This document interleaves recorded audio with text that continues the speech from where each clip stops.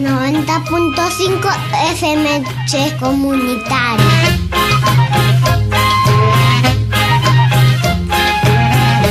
Vamos a bailar, que la playa están bailando, negrito, una negrita en la orilla están bailando. El tema de los desarrollos no convencionales, estamos en lo que el mismo gobierno ha hecho llamar la segunda ola de no convencionales. Tiene como particularidad una tasa de ganancia, digamos, garantizada. Cuando comenzó toda la explotación de no convencionales en Argentina, que se hizo con algunas pequeñas pruebas, que dejaron saldos muy grandes en contaminación, hechos por la empresa Apache sobre todo, y tenemos el caso emblemático de la comunidad de Ñelaicó, ahí muy cercano a Zapala. Los primeros pozos, digamos, fueron muy costosos. Esos pozos estaban en 22 millones, 24 millones. Después, en la segunda curva de aprendizaje que llevaba adelante YPF en la asociación con la empresa Chevron, digamos que eso también es muy público por lo que el escándalo que se generó a través del pacto secreto entre Chevron y YPF. Esto se llevó adelante más que nada en Loma Campana, que es cerca de la ciudad de Nielo, y en tierras comunitarias de el LOF Campo Maripe. Ahí se explotó en forma masiva, digamos, de una manera muy intensa. Son 470 pozos que fueron realizados en un año y medio. Eso hasta ahora, eso es lo que el gobierno denomina, digamos, en su momento la primera hora. Después tenías un loteo de áreas, un montón de empresas que están accediendo a estos nuevos concesiones de no convencionales, que tienen la característica que les amplían 10 años más, es decir, son 35 años de explotación garantizada, cada una de las concesiones para no convencionales. Eso se había generado, es decir, está Winter, Charles Shell, Total, Exxon, Pan American Energy. Hay un sinnúmero de empresas que ya están en las áreas, pero todas estaban a niveles de exploratorios, es decir, pocos pozos en diferentes áreas y en diferentes lugares, tomando mediciones a ver cuáles eran las rentabilidades. Mientras tanto, exigían al gobierno nacional anterior, y después vienen a sellar el acuerdo con el gobierno nacional actual, de generar un marco mejor para atraer inversiones, dicen ellos. En realidad lo que es ni más ni menos un marco donde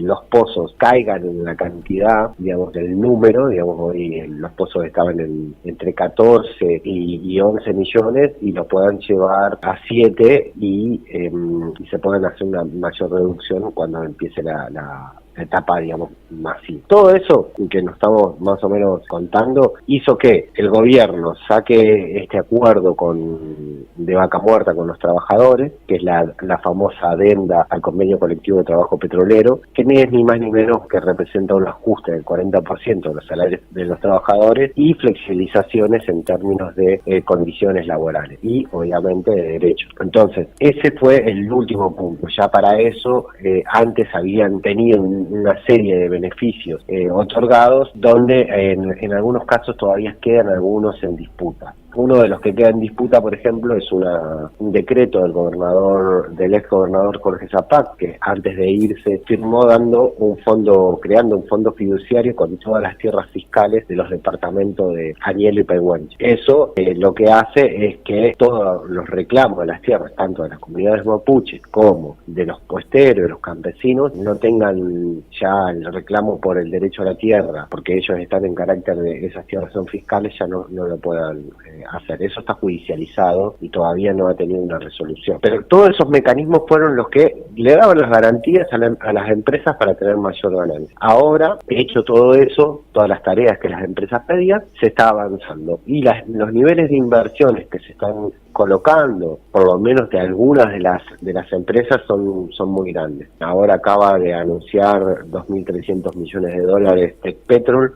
Es un nivel de, no solo, digamos, la inversión que ellos proponen, que no es que llega toda esa plata y se va a la bóveda del Banco Provincia de Neuquén, no, esa plata es una plata que entra en todo el proyecto, digamos, en todos estos años que decíamos de concesión, y van entrando por etapas en cantidad de perforaciones, pero los números que manejan son grandes. Ya esa zona ha sido explorada. Estamos hablando de toda la zona que está cercana a Sausal Bonito. Digamos, Sausal Bonito es un un pueblo que queda a 40 kilómetros de la ciudad de Añelo, entre Añelo y Cutralcó, para ser más preciso, y en cercanías al lado de los barriales. Toda esa zona, digamos, es la que ahora se viene un play bastante masivo. Esa zona también está en tensión porque la comunidad Huircaleo está exigiendo el derecho a sus tierras, así que como que el panorama de los no convencionales en Neuquén es un panorama bastante complejo y se viene una nueva ola de conflictividades sociales porque el extractivismo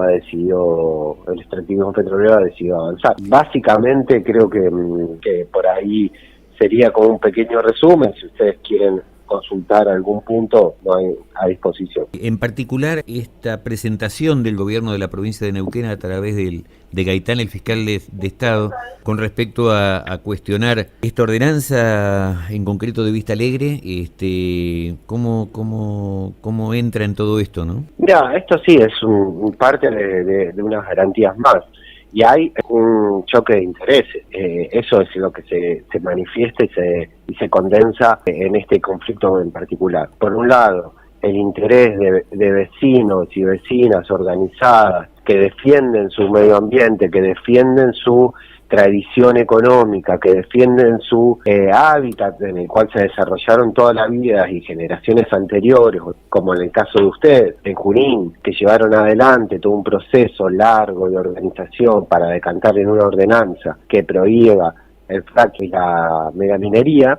Eso por un lado, digamos, los vecinos que están preocupados, y por el otro, el gobierno, digamos, en este caso el fiscal de Estado, que es el fiscal Gaitán, que viene a ser, digamos, como el protector de los intereses del Estado. Este protector de los intereses del Estado viene a marcar bien que el interés, en este caso del Estado neuquino, no es más ni menos que hacer que el hidrocarburo fluya. ¿Por qué? Porque es un Estado rentista, depende netamente de la renta petrolera, es un Estado endeudado, es un Estado que tiene una deuda pública gigante y que cada día se va endeudando más. Ahora hace días acabamos de ver un nuevo endeudamiento aprobado en la legislatura. Es decir que quienes hacen la conducción histórica de la provincia nos han llevado a esta instancia. Entonces te dejan el camino único de decir, bueno, si nosotros queremos que los docentes tengan aumento, si nosotros queremos que los enfermeros tengan aumento, que los estatales tengan aumento, necesitamos de la renta petrolera. Ese discurso, digamos, que suele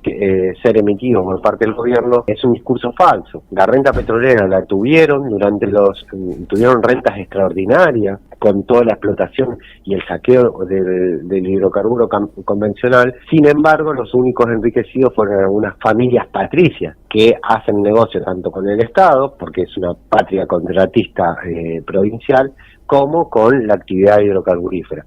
Si uno se toma el ejercicio de ir a ver a quién pertenece cada una de las empresas de servicios en la actividad petrolera, y sobre todo en esta actividad no convencional, que es muy activa y reclama de muchos servicios, y se va a encontrar que muchos de ellos son las familias que son parte de este partido gobierno. Kressler, CNSAPAC, digamos. Uno se va encontrando justamente todos esos apellidos. Dicho eso, ese choque de ese interés. Entonces uno se tiene que ver cómo reaccionar entre el interés de los vecinos que lograron una conquista, que es que sus pueblos se declaren en contra de esta actividad, versus, digamos, los intereses de un poder corporativo que defiende que el hidrocarburo fluya a costa de cualquier cosa, digamos, porque las enfermedades y todas las externalidades que genera esta actividad son muy grandes. Uno va a ver las comarcas petroleras y realmente es grave lo que pasa en las comarcas petroleras. Grave en un montón, hay una descomposición social muy grande, y esas descomposiciones sociales son generadas por estas economías enclaves que tienen un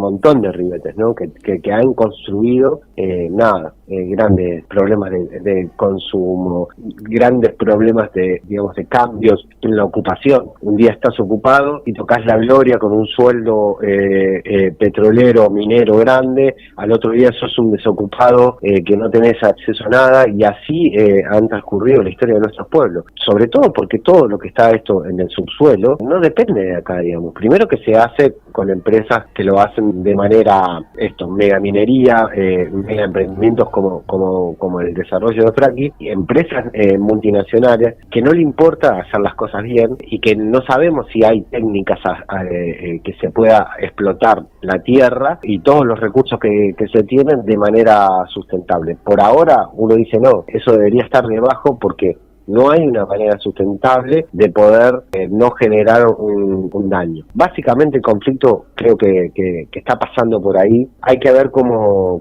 se van a resolver porque son muchos pueblos los que han decidido eso. Yo no los nombraba a ustedes, pero está Luminé, está Zapala, está Las Coloradas, está la lucha histórica de Loncopué, que a través de un referéndum logró frenar a una empresa minera. Todos estos pueblos que fueron ganando estas ordenanzas y legislando sobre su salubridad, hoy están en peligro, porque al caer una ordenanza genera jurisprudencia y hace caer a todas las demás. Es decir, si una es inconstitucional, las otras también, porque lo que dice el fiscal, digamos, de Estado es que es inconstitucional porque todo lo que es subsuelo depende de una decisión de provincia y no de los municipios. El avispero.